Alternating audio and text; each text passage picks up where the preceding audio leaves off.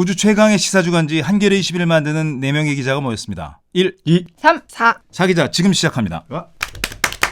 안녕하십니까. 1기자 김교훈입니다. 2기자 김양진입니다. 반갑습니다. 3기자 신다은입니다. 송고은입니다.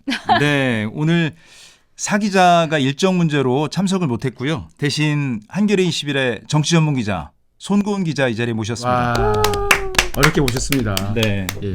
지난번에 문학상 때 한번 나오셨었죠. 네. 네. 근데 사실은 전공이 문학이 아니라 정치. 아닙니다. 지금 그만하세요. 네, 괴롭히는 것이 우리 아니 전공. 이준석 뭐 한동훈 아니 제발 그만하세요. 윤석열 한라인 아닙니까? 선배가 지금 저 대통령실에서 콜 오면 바로 간다고 그러던데. 제가 그게. 뭐 야멸차게 만약에 오신다면 오지 않을 것 같아요. 예. 네. 하디스토크 알겠습니다. 바로 예. 하시죠. 네, 하디슈 토크 시작하겠습니다. 오늘 하디슈 토크는 윤석열 대통령이 지난주에 예정됐던 독일 덴마크 방문을 갑자기 취소했거든요. 뭐 연기라고는 했는데 무기한 연기니까 뭐 취소나 다름이 없는 거죠. 이 문제 한번 이야기를 좀 나눠보겠습니다. 대통령실에서는 이 문제 관련해서 아직까지도 아무런 해명을 내놓고 있지 않죠. 취임한 지 이제 2년 남짓 됐지만 그 사이에 많이 갔거든요. 굉장히 많이 갔죠. 갔죠. 예, 굉장히 사실 많이 리투아니아 명품샵 생각도 나고. 예. 네네. 사실 국민들이 이제 외국에서 대통령 사진을 볼 일이 굉장히 많았는데 이번에 왜 이렇게 갑작스럽게 취소하게 됐을까 했을 때 결국 한 분이 떠오르지 않는가. 그렇죠. 예. 누군가 누구? 예, 여사님이 아. 이제 지금 워낙 지지율에 악영향을 미치고 있기 때문에 뭐 모습을 노출하는 것이 좀 부담스러운 것 아니냐 뭐 이런 얘기도 있더라고요. 어떻게 보세요? 그게 정설이죠. 그러면 아니 근데 그게 아무리 그래도 그렇지 비정설 하나의 어떤 나라이고 네. 대통령실이라고 하는 큰 조직이고 뭔가 좀 체면도 있고 한데 여사의 등장을 안 시키기 위해서 국빈 방문 안 한다. 좀 허황된 얘기 아닌가요? 그게 말이 되나요? 굉장히 지금 도움이 많이 되고 있죠. 대통령과 국정 지지율이 지금 치솟고 있지 않습니까? 김건희 씨 안 나오면서부터. 그러니까 국정 지지율을 높이기 위해서 안 나오게 했다. 그게 이제 총선하고도 연결이 되죠, 지금. 그 한국갤럽 지지율 조사 보니까는 설 이후에 이제 오르는 추세인데, 예. 그러니까 2월 초였나 1월 말에 29%였다가 지금은 이제 33%. 굉장히 많이 올랐네요. 갤럽 기준으로 많이 올랐어요. 네, 갤럽 그렇죠. 거의 한 만약 10% 정도 더 오른 거네요, 그죠? 그러니까 4% 포인트인데 네, 그 29에서 치면 앞자리 수가 비율로 보면 바뀌니까 이제 그렇죠. 국민들이 인식하시기에 더. 갤럽 그 조사가 대체로 좀 보수적이거든요. 그러니까요. 그러니까 다른 조사에서는 이 거의 뭐 10%까지도 오른 맞아요, 조사가 맞아요. 있습니다. 맞아요, 그 정도입니다. 맞아요. 저는 사실 그러면 안 가면 한 거 아닙니까? 저는 사실 다른 이유가 좀 있었으면 좋겠어요. 그러니까 설명 안 하는 게 잘못된 것 같아요. 왜냐하면 국민들도 궁금하잖아요. 그렇죠. 어떻게 좀 국빈을 창피하죠, 사실은. 근데 이유를 왜 설명 안 할까? 그리고 이 김건희 때문이다 이런 얘기를 해도 반박을 안 하잖아요.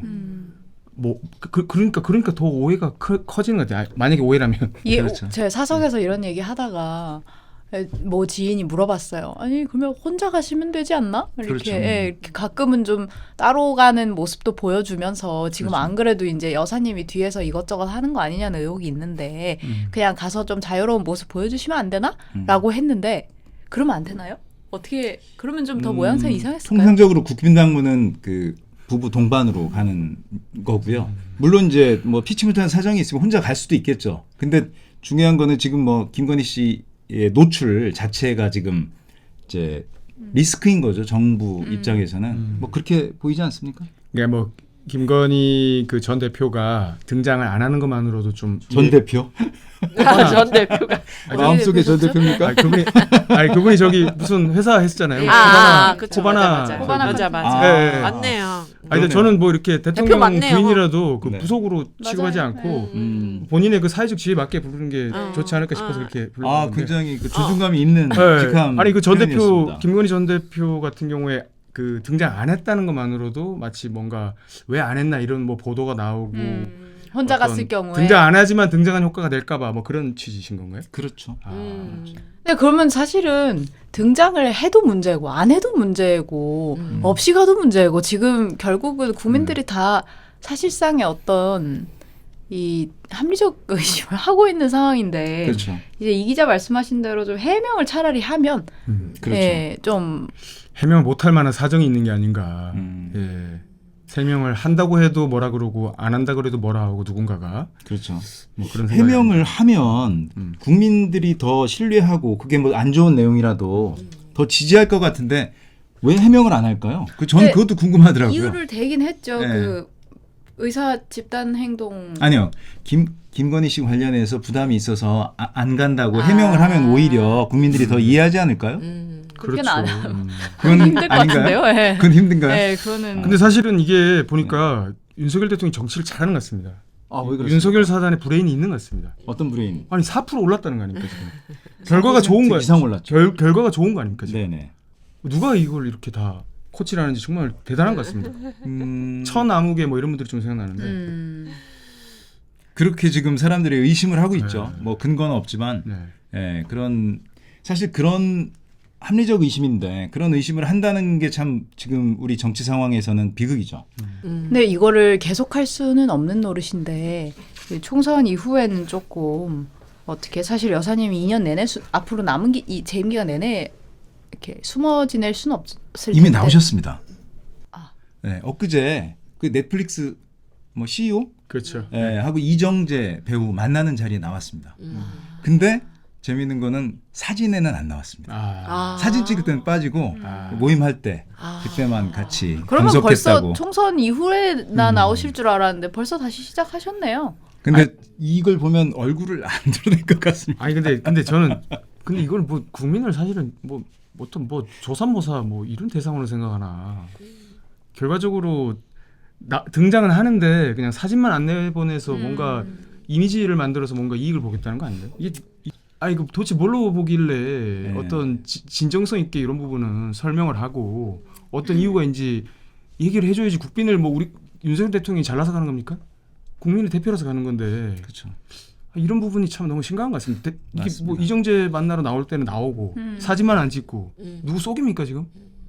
좀 황당한 것 같습니다. 이정재 듣고 배우의 보니까. 팬인가 봅니다. 네. 우리 김건희 전 대표가. 그런가 보죠. 예. 국민들의 팬도 좀 돼주시면 예. 좋겠네요. 지금 우리가 굉장히 재미있게 웃으면서 이야기했는데 사실 한 국가로서는 이게 굉장히 지금 문제가 많은 그런 어떤 결정과 행위를 한 거거든요. 앞으로 좀 이런 그 어떤 도의에도 어긋나고 상리에도 어긋나는 일이 좀 없었으면 좋겠습니다. 외교든 다른 분야든.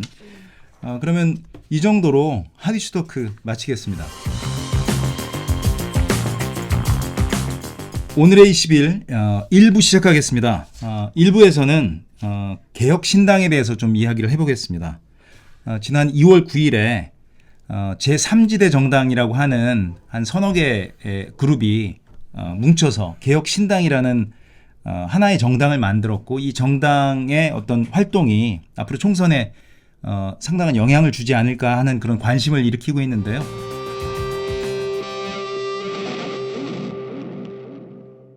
저는 약간 그 정치를 잘 모르는 입장에서 좀 궁금한 게 이 제3지대 이게 정말 필요한지 아니면 이 제3지대가 이제 뭐 제너럴하게 필요한지 아니면 이런 제3지대가 필요한지 그게 좀 궁금하더라고요. 요런 게 좀 필요한 겁니까? 사실은 제가 제3당 연합정치 이런 거 좀 지지하는 입장이어서 좀 말씀을 드리고 싶은데요. 저는 지금 우리나라 정치에서 제3당 또는 4당, 5당, 그러니까 원내 교섭단체로서의, 그러니까 의미 있는 정치 세력으로서의 3당, 4당이 필요하다고 생각합니다. 왜냐하면 지금 우리나라 양당제가 지금 제가 볼 때는 거의 망가져 있거든요. 그러니까 생산적인, 건설적으로 함께 협력해서 일할 수 있는 이런 구조가 지금 안 되고 있거든요. 그래서 저는 3당이 있었으면 좋겠습니다. 그리고 4당도. 근데 사실은 뭐 정의당이나 예전부터 민주노동당이나 그런 어떤 진보 정치 성격을 가진 제3당이 있었잖아요. 3당 오랫동안 3당으로 있었죠. 근데 지금의 3당은 좀 성격이 다른 거 아닌가요? 성격이 좀 다르죠. 예. 하나는 그러니까 사실 그 정의당 계열의 정당은 오랫동안 제3당이었는데 한 번도 원내교섭단체를 구성하지 못했어요. 못했죠. 네. 그러니까 실질적으로 국회에서의 논의에 참여를 못한 거예요. 근데 지금 이 3당 그리고 요 전에 있었던 안철수의 국민의당 이런 데는 이제 말하자면 원내교섭단체를 구성할 수도 있는 또는 구성했던 당이잖아요. 이제 그런 측면에서 좀 의미가 다르다고 할 수 있죠. 조국 신당도 있는데 예, 아니 이거 웃을 일이 아니에요. 생각보다 네. 지지율이, 조국 신당 예. 지지율이 지금 굉장히 높게 예, 나오고 있다. 그래서 그럽니다. 지금 충격적으로. 이게 거대가 지금 사실은 국민의힘이 이렇게 사실은 지지율이 그러니까 대통령 지지율이 낮으면 민주당이 튈 법도 한데 지금 그러지를 못하고 양쪽이 다 죽쓰고 있으니까 여기저기서 지금 신당들이 나오는 분위기인 것 그런 같아요. 의미. 예. 예. 신당이 나온다는 게 사실은 지금 양당이 제대로 못하고 못하고 있다는 있다는 증거 뜻이죠. 아닐까 예. 싶어요. 아마 그 손 기자께서 이거를 하기 전부터 이 좀 빅텐트에 대해서 좀 관심이 있었던 것 같아요. 그래서 좀 이렇게 쭉 보셨을 때 사실 저는 개인적으로는 그때 저희 예전에 같이 무당층 기획을 했잖아요. 그런데 이번에 나온 개혁신당 그 제3지대 빅텐트가 과연 이분들에게 호소력이 있을까 이런 의문이 들었어요. 왜냐하면은 그 당시에 저희가 인터뷰했을 때 많이 들었던 이야기가 무당층 지지자들에게 호소력이 있을까 예, 싶다는 예, 예. 말씀이시죠? 그러니까 양당을 지지하지 지지하지 않는. 않는. 예. 예. 그러니까 결국에는 지금 제3지대 빅텐트가 그 무당층이라고 뭐 소위 불리는 뭐 스윙보터 30%를 보고 아마 뛰어든 걸 텐데. 그렇죠. 거기가 타겟이죠. 근데 저는 지금 지지율도 뭐 6% 이렇게밖에 안 나오고 이걸 좀 회의적으로 보는 이유가 그때 이제 인터뷰하면서 가장 많이 그분들이 하셨던 얘기가 그러니까 우리 실생활과 무관한 이념적 싸움을 그만하면 좋겠다. 예, 그런 한번도 얘기를 뭐 이런 많이 했어요. 얘기였죠, 근데 그때. 예. 우리가 사실은 지금 개혁신당이라는 이름도 이준석 대표 당에서 가져왔잖아요. 그렇죠. 근데 이준석 대표를 뭐 지지하든 지지하지 않든 되게 미디어 지능이 높은 사람이다. 그런 평가가 있잖아요. 미디어를 이용하잖아요. 근데 그게 사실은 사람들의 이념, 감정을 자극해가지고 이렇게 싸움을 붙이는 그런 식의 정치를 해온 정치인 중에 하나인데 그런데 이 개혁신당을 필두로 무슨 정의당, 민주당 다 이렇게 여기서 나온 사람들이 붙어가지고 이게 국민의 삶에 진짜 보탬이 되는 정치를 해주세요라는 유권자들에게 호소할 장점이 하나도 없다. 아니, 그 다시 말하면 네. 뭐 국민의 삶에 어떤 변화를 꾀하기보다는 네, 총선에서 표를 더 받기 위해서 만든 정당 네, 같다. 네, 저는 그 그렇게 목적이 좀 생각해요. 뚜렷해 보인다. 네네. 그러니까 그렇죠. 이번에 그 배복주 사건이라고 할까요? 뭐 그러니까 그걸 기점으로 지금 안타깝습니다. 갈등이 터져 나온 네, 거잖아요. 네. 그것만 봐도 그러니까 뭘 지향하는지가 없는 당인 그렇죠. 거죠. 사실 저는 그걸 보고 오히려 이것이 빅텐트가 될 수가 없겠다는 생각을 했던 것 같아요. 근데 빅텐트는 뭔가요, 빅텐트? 그러니까 이제 서로 다른 성향과 이념을 가진 사람들이 커다란 텐트 안에 모여서 어떤 다양한 정치적 의사결정을 하겠다는 취지로 비빔밥이죠. 네. 예. 근데 지금 비빔이 되기가 어려운 것 같은 게 예. 배복주 대표가 그런 말을 했어요. 그러니까 결국은 전장현 시위에 옹호적인 것을 당신의 과거 행적을 수정하라. 맞아요. 그러지 않으면 들어올 수 없다는 건데 그 비빔밥이 사실 될 수 있겠습니까? 공안검사인가요, 공안검사? 그렇죠. 그러니까 전향서를 쓰라고 하는 것 사실은 같은데. 사상 검증을 한 거죠. 그렇죠. 거기에 대해서 배 대표가 이런 얘기를 했어요.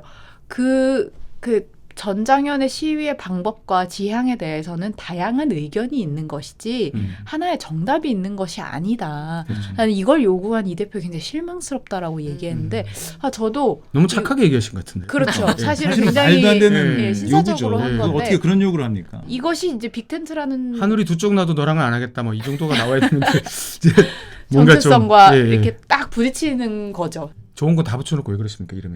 어떤 거요? 개혁과 신당. 새로운 근데 하는 행동은 구태 그 자체죠. 정치 구태. 빅텐트라는 말도 좀 안 붙이고 싶은 생각이 아니 드는데. 근데 사실 저는 빅텐트라는 말에는 동의하고 싶은 게 역사상 우리나라 역사상 가장 다양한 구성원이 들어왔죠. 진보 빅텐트는 그러니까 맞다. 정의당 그다음에 저 민주당 그리고 오른쪽에 국힘 이 다 모였어요. 저는 이런 그렇죠. 정당 처음 본 것 같습니다. 저는 그 구성의 딱 사진만 봤을 때는 잘 되기만 한다면 물론 이제 류호정 의원도 거기 갔을 때 여성계로부터 많은 비판을 받았고 또 이것이 여성계에서 과연 정말 받아들일 수 있는 공약인가 싶은 것도 내놨죠. 그렇지만 그렇게 해서 뭐 중간지대를 창출할 수 있다면 그렇게 해서 조금씩 국민들이 받아들일 수 있는 합리적인 안건들을 계속 만들어간다면 초반에 시행착오는 받아들일 수 있다.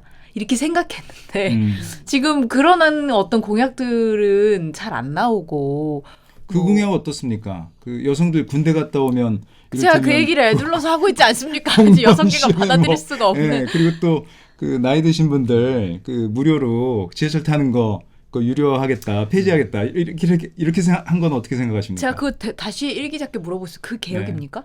그게 개혁인가요?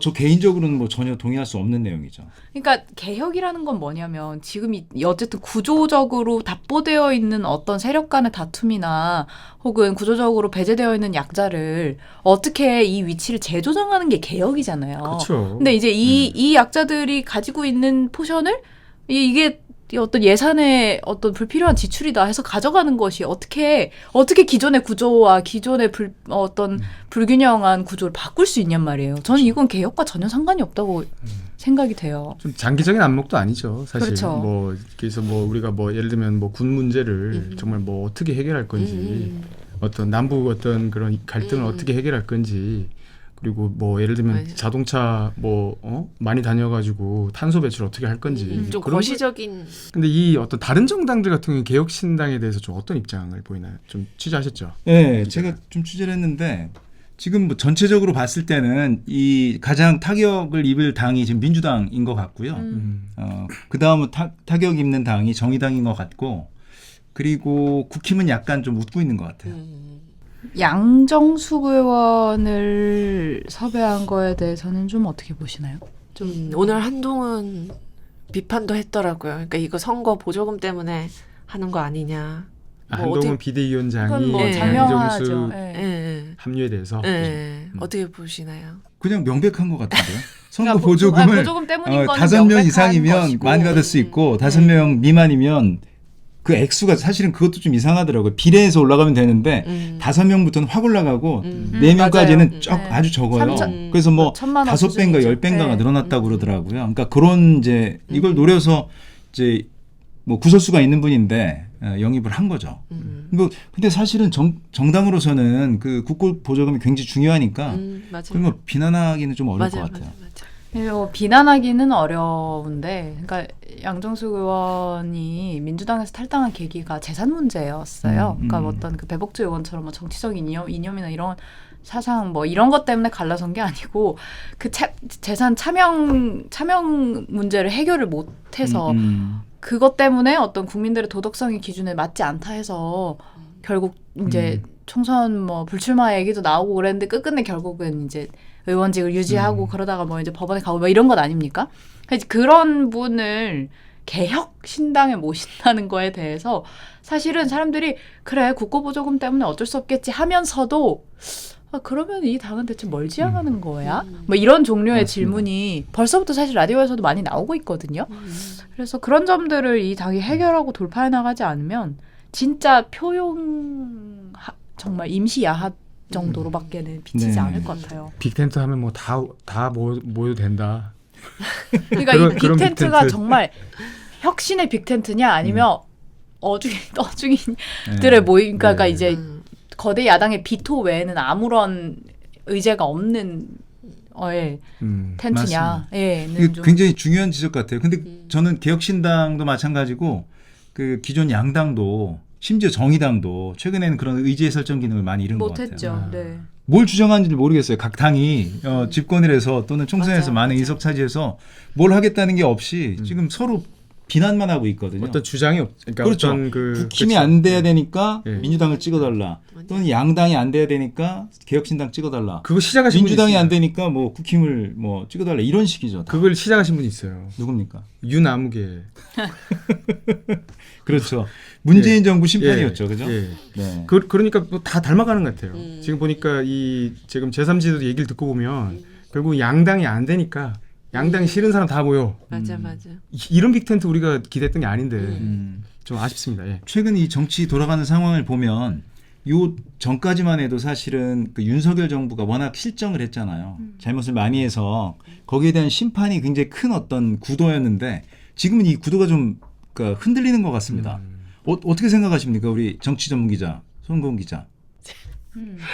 질문이 뭐라고요? 우리 우리 송고은 기자가 우리 오늘 애드립이 너무 좋네요, 진짜. 별명이 있으면 별명이 잠깐 딴 생각을 했어. 별명이 나무늘보. 나무늘보. 나무늘보처럼 굳이 뭐 빨리 안 가도 되는. 그렇지만 꾸준히 가는. 그렇죠. 그러면 다시 꾸준히 멈추지 가는 분을 않는. 위해서 아니, 다시 그러니까. 질문을 그런 다시 해주시죠. 식이 아닙니다. 이 자본주의 사회를 거부하는, 온몸을 거부하는 그런. 정말 뭐 질문은 남고 싶은 선풍입니다. 지금 이제 그 윤석열 정부 심판이라는 네. 선거의 큰 구도가 네. 그러니까 개혁신당 나오고 뭐 조국신당도 나오고 네. 뭐 이러면서 흔들리는 것 같은데 어떻게 생각하시느냐? 네, 사실은 이제 지인들끼리 모이면 정치 이야기도 하잖아요. 그런데 최근에 저도 이제 친구들 모임 갔는데 이제 확실한 민주당 지지자인 친구가 이제 정부 심판 어려워졌다, 윤정부 심판 어려워졌다 이러면서 뭐 너무 걱정된다 이런 얘기를 하더라고요. 그래요? 근데 그럼에도 불구하고 저는 아까 선배 말씀하셨던 것처럼 만약에 어떤 정당들이 뚜렷한 자기가 지향하는 어떤 점을 보여준다면 그 뭐 소수 정당들도 찍어줘야 되고 제3지대도 찍어줘야 된다고 생각해요. 근데 이제 그게 지금 보이지 않는다. 그게 문제고 저는 이제 유권자마다 관심 있는 주제가 다를 텐데 저는 이제 친구들끼리 모였을 때 이런 얘기했거든요. 나는 장애인 정책에 대해서 되게 급진적인 정당 뽑아줄 거야. 근데 이런 식으로 이제 자기가 관심 있는 분야가 딱 있어서 그걸 내세울 수 있는 정당을 이제 찍고 그리고 뭐 다당제가 이루어지고 이런 정치가 돼야 실질적으로 변화를 좀 이끌어내는 정치가 되지 않을까. 네, 이런 생각이 듭니다. 저는 그런 맞습니다. 점에서 이 심판이라는 거 좀 달리 생각해야 되는 것 같아요. 그러니까 이 민주당 의원님들 뵈면 이제 정말 지겨울 정도로 심판론, 국민 수업료론 뭐 이런 얘기 하잖아요. 근데 사실 오히려 그러니까 민주당만 심판할 수 있는 건 아니잖아요. 이제 이 새로운 정치 세력들이 같이 연합을 해서 뭐 어떤 최소한 예를 들면 거부권 행사를 좀 막는다든지 할 수도 있는 것이고 오히려 만약에 민주당 홀로 민주당이 다수 의석을 차지하는 것이 심판이냐 하면 오히려 다수 의석을 차지하기 때문에 더 강대강 국면으로 가기가 쉬워지는 거예요. 그러니까 의원님들하고 만나면 무슨 얘기 하냐면 우리는 이거 솔직히 거부권 행사할 거 알고 국회 통과시켜도 상관없다는 거예요. 그러면 우리는 우리 할 일을 다 하는 거다. 그리고 윤석열 대통령이 거부권 제가하면 그러면 우리는 할 일 다 했는데 저쪽에서 이 상을 엎은 것처럼 보이니까 우리는 정치적 채무를 던다는 거예요. 그건 아니죠. 사실은 이 법안이 통과되어 어떤 공포되게 하는 것이 정치의 목적인데 이 어떤 정치의 수호자? 뭐죠? 정의의 수호자와 어떤 악의 대결로 계속 가져가면 그건 민주당의 실익이지 그 국민의 실익인가. 그러면 이런 게 궁금한데 이번 선거 결과가 어떻게 나오면 더 좋을까요? 예를 들면 심판도 하고 그런 것도 이렇게 관철시킬 수 있는 그런 구조가 만들어질 수 있을까요? 어떻습니까? 그러니까 그것이 바로 개혁신당을 비롯한 방금 속마음이 좀 나온 것 같아요. 계약신당이라고. 새로운 당들의 의제에 저는 달려 있다고 봐요. 그러니까 어떤 의제를 던지면 좋을 것 같습니까? 의제로 연합해야 되는. 어떤 의제? 그때 왜 강성희 의원 나와서 그런 얘기했는데 이 제왕적 대통령제에 대한 어떤 뭐 개헌까지는 아니어도 어떤 정치 시스템의 변화 그리고 그건 개헌이 필요하죠. 정치 그렇죠. 시스템 바꾸려면. 네, 어쨌든 그리고 대통령 어떤 그 거부권 행사에 대해서 우리가 최소한의 이 정도는 우리가 다 같이 해서 국회로 도로 넘어와도 도로 통과시키자. 근데 알지. 그러면 200석이 있어야 되지 않습니까? 그 대승을 거둬야 200석을 되는데. 민주당이 혼자서 가져야 되냐고요. 그건 같이 아니죠. 연합하면 제가 볼 되죠. 땐 그건 불가능하고 네. 그러니까 다 힘을 합쳐도 200석은 어려울 것 같은데요. 네. 개헌이라든가 거부권을 무력화하는 거는 어쨌든 200석이 있어야 됩니다. 저는 뭐 한 가지 좀 궁금한 게 사실은 진짜 제3지대라고 할 수 있는 진보 정당 같은 경우에는 지금 뭐 갤럽 조사 같은 걸 보니까 뭐 1% 정도 뭐 진보 2%도 나옵니다. 아니 좀 낮아졌더라고. 연초에 3, 4% 2% 되다가 네. 요새는 그냥 뭐 정의당 1%, 진보당 1%, 뭐 녹색당 1%, 뭐 이런 식이더라고. 근데 이게 오차범위 거론하면 약간 0일 수도 있고 이런. 이게 어떻게 된 겁니까? 그러니까. 이게 사실 제가 지난 2000년에 민주노동당이 창당이 되고 진보 정당이라는 것이 생긴 이후로는 가장 낮았을 때가 뭐 한 8.5%에서 9% 정도예요. 그러니까 뭐 1심의 사건이 있었고 통합진보당이 해산되는 와중에도 그 다음에 선거를 해보면 8, 9% 나오거든요. 그리고 그게 없었을 때는 12%, 13%까지 나오고 그 표를 다 모아보면. 네. 근데 이번에는 만약에 이대로 가면은 이전과는 다른 상황이 벌어진다는 건데 진보 정당 자체가 뭐 큰 잘못을 한 건가요? 어떻게 된 겁니까? 어떻게 생각하세요? 진보 정당이 지금 죽을 도대체- 쓰고 있고 이번에 아마 전체를 다 합쳐도 3% 넘어야 그 비례의석도 받고 그러잖아요. 안 될 것 같습니다. 지금 분위기는. 저 이번에 이제 울산 동구의 노동당에서 출마하신 국회의원 지난 이장우 후보 인터뷰하셨죠? 님 인터뷰하고 왔잖아요. 근데 그분 만나 뵙고 되게 많은 생각이 들었는데 약간 아까 전에 왜 진보 정당이 이렇게 계속 지지율이 하락하고 있나. 계속은 아니고 요번 윤석열 정부 들어서 하락한 거더라고요. 그전까지는 계속 10%를 기준으로 해서 왔다 갔다 하다가 네. 근데 통진당 이후로는 확실히 좀 어려움이 있긴 했었어요. 네. 지난번 총선 때도 근데 11%인가 2% 정도로 얻었어요. 9.7%. 아니 그거는 이제 정의당이고 정의당. 정의당과 전체 다, 녹색당, 네, 전체 다. 진보 진영을 합치면 11%. 11% 정도를 얻었습니다. 그러니까 그렇군요. 적지 않았습니다. 그러니까 네. 직전까지도. 네. 근데 이번엔 상황이 좀 다른 것 같아요. 어떻습니까? 그러니까 그분이 이제 병원에서 근무를 하시거든요. 네. 그러니까 병원에서 노조 활동을 하시면서 자연스럽게 이제 정치에도 관심을 갖게 되고 이런 이제 정치인이세요. 근데 이제 병원에서 처음에 본인이 젊을 때를 생각해 보면 대단히 개혁할 게 많았다는 거예요. 그러니까는 폭력도 그 당시에는 난무했고 뭐 그리고 직장 내 괴롭힘 뭐 지금이랑 완전히 차원이 다른 수준의 직장 내 맞습니다. 괴롭힘 뭐 그때는 뭐 병원 안에서 당연히 다 담배 피고 뭐 그리고 뭐 노동자들은 너무 핍박받고 뭐 이런 그 근처에 또 울산에 공장이 많으니까 근데 사실 그 시대를 많이 지나와서 지금은 본인도 가끔 이제 직장에서의 갈등 구조에 대해서 이렇게 보고 있으면 누가 약자인지 모를 것 같은 그런 헷갈리는 상황들이 복잡해졌다는 많이 거죠? 복잡해져 사회 구조가 더 복잡해졌다.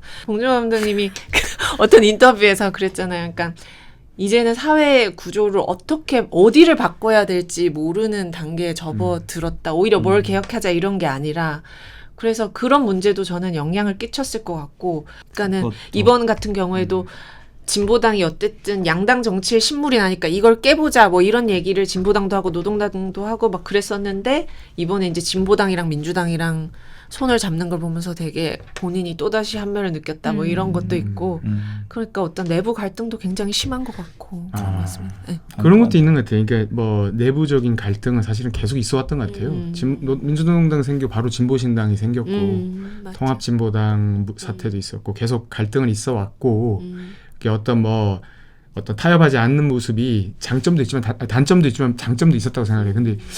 근데 이제 이런 어떤 진보 정당에 대해서 사실은 우리가 제도적으로 예를 들면 지난번에 10% 얻었으면 사실은 뭐 유럽에서 연동형 비례대표제가 제대로 된 곳에서는 30석을 얻는 거잖아요. 그렇죠.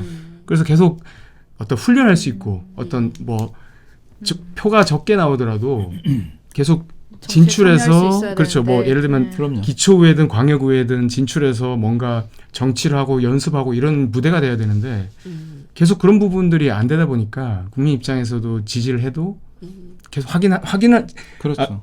좀 효능감을 못 보는 것을 확인하는 그런 과정이 계속 반복되는 부분들. 그러니까 기성 정치에서 진보 정치를 좀 사실은 억누른 거죠. 막은 거죠. 막고 있죠. 그런 부분도 큰 것 같아요. 예. 맞습니다. 그러니까 아무리 찍어도 진보 정당의 어떤 위상이나 역할이 커지지 않는 것에 대한 피로감 그런 것도 있는 것 같아요. 맞아요. 예. 그러니까 사실 그 제도의 측면인데 이건 뭐 진보 정당의 잘못은 아니죠. 오늘 저 정치 전문 기자 손보은 기자 나오셔가지고 그 정치 문제 관련해서 굉장히 깊이 있는 네. 대화를 나눈 것 같습니다. 그 제3지대 정당, 그 개혁신당이든 뭐 진보 정당이든 좀 잘 성장을 하고 좋은 의제를 가지고 승부를 좀 걸어서 우리 정치를 좀 한 발 나아가게 하는데 좀 도움이 되면 좋을 것 같습니다. 이것으로 그 1부 마치고 2부 하겠습니다. 2부에는 어떤 그 의제가 준비되어 있죠? 2부에 저희가 한번 물가 문제를 한번 다뤄볼까 합니다. 네, 예. 알겠습니다. 그러면 조금 이따 2부에서 우리 물가 문제 한번 깊이 있게 들여다보겠습니다. 고맙습니다.